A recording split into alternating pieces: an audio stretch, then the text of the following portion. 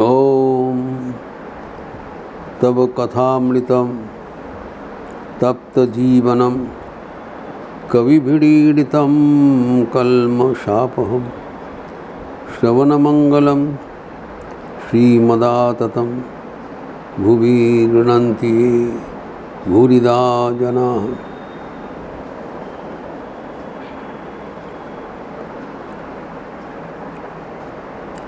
हम लोग वो बात चर्चा कर रहे थे जहाँ पर कहा जा रहा है अभ्यास के साथ वैराग्य भी होना चाहिए। अभ्यास हमें मन को गति देते हैं, वैराग्य दिशा देते हैं, मन को शक्तिशाली बनाते हैं अभ्यास। लेकिन वैराग्य होने से मन ईश्वर अभिमुखी चले जाते हैं। नहीं तो अगर मन विषय अभिमुखी जाए तो हम ईश्वर से दूर चले जाएंगे एवं विभ्रमित हो जाएंगे। इसलिए वैराग्य होना बहुत ज़रूरी है। तो महर्षि पतंजलि वैराग्य के बारे में विस्तृत चर्चा किए हैं। उन्होंने तो पहले बताया कि अभ्यास वैराग्याभ्याम तन्निरोध, मन को नियंत्रण करने के लिए अभ्यास और वैराग्य दोनों ही एक साथ प्रयोग करना जरूरी।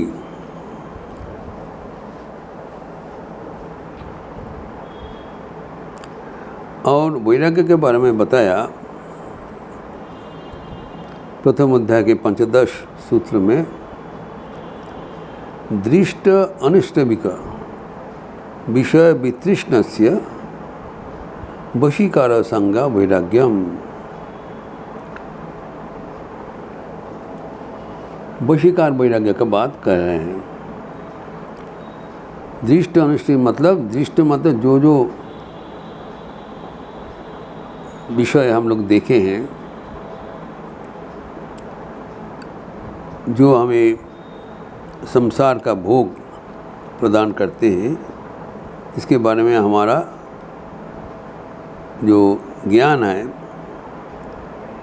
जो हम देखे हैं कि इसी संसार भोग किया जाता है, एवं जो इहलौकिक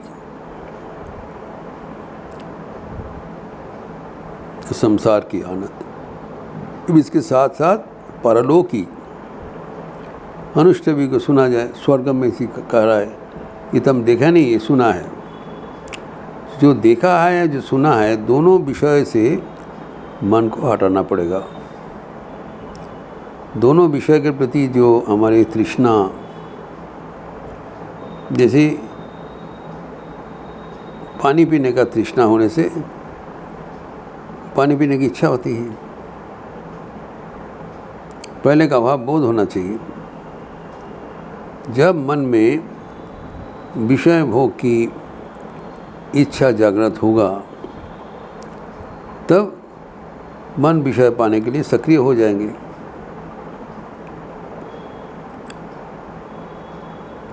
इससे मन को बचा के रखना पड़ेगा। इसीलिए कहा गया है वशीकार वैराग्य का जरूरत है।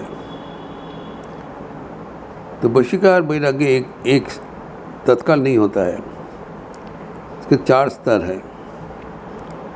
प्रथम स्तर है जतमान, प्रिलिमिनरी वैराग्य। इंद्रियादि विषय से इंद्रिय दूर रहे, इस प्रकार संकल्प को जतमान वैराग्य कहलाता है। हमारा मन विषय से अलग रहे। मन विषय की ओर जाने से हम भगवान से दूर हो जाएंगे। तो मन को विषय से दूर रखने के लिए संकल्प होना चाहिए। तो मन, इंद्रियां विषय से हमारा मन हट जाए, इसी संकल्प को जतमान वैराग्य कहलाता है। और इसके बाद जब हम देखते हैं कि कुछ विषयों से मन हट गया, ये सबसे नहीं, और कुछ विषय है वहाँ पर अभी भी मन का इच्छा है, पाने की इच्छा है, इसको कहा जाता है व्यतिरेक वैराग्य। पहले जतमान, दूसरा है व्यतिरेक, कि कुछ विषय से मन हट गया, वो हमें विभ्रमित नहीं करते, कुछ विषय अभी तक हटा नहीं, अभी बचा है, ये अवस्था का नाम है व्यतिरेक वैराग्य। और उसके आगे जब हमारा वैराग्य और भी वर्धित होता है, तब वो अवस्था का नाम है एकेंद्रिय वैराग्य। अर्थात विषय भोग करने का मन ही मन अगर उत्थित होता है, मन ही मन उसको लय हो जाता है, वो इंद्रियों का माध्यम से विषय भोग करने में असमर्थ हो जाता है। कारण वो संकल्प लिया है कि हम विषय भोग से दूर रहेंगे। संकल्प अनुसार जो विषय से वो मन को हटा देते हैं, तो व्यतिरेक हुआ। और एकेंद्रिय है कि जब मन में कुछ विषय का पाने की इच्छा होता है, मन में उसको लय हो जाता है, it rises and get vanished in the mind itself. उसके लिए इंद्रियों के साथ इंद्रियों का विषय का कोई संयुक्ति नहीं होता है, इसको कहलाता है एकेंद्रिय। और इसको भी अगर पार किया जाए, तब वो अवस्था का नाम है वशीकार वैराग्य। मन संपूर्ण रूपेण वो विषय से अलग रहने का संकल्प ले लिया, ये वशीकार वैराग्य हुआ। इसका आगे पतंजलि और भी व्याख्यान करते हुए कहते हैं पुरुष ख्याति पर वैराग्य के बाद बोल रहे हैं। प्रथम तो वशीकार वैराग्य बोला है, लेकिन आखिर में हमें चाहिए होगा पर वैराग्य, एक्सट्रीम डिटैचमेंट। तो कैसे मिलेगा? उसमें पतंजलि कहते हैं, जो उसका परवर्ती सूत्र में पुरुष ख्याति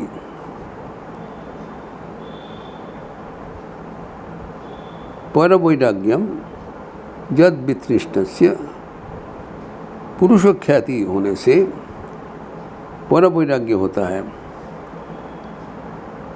तो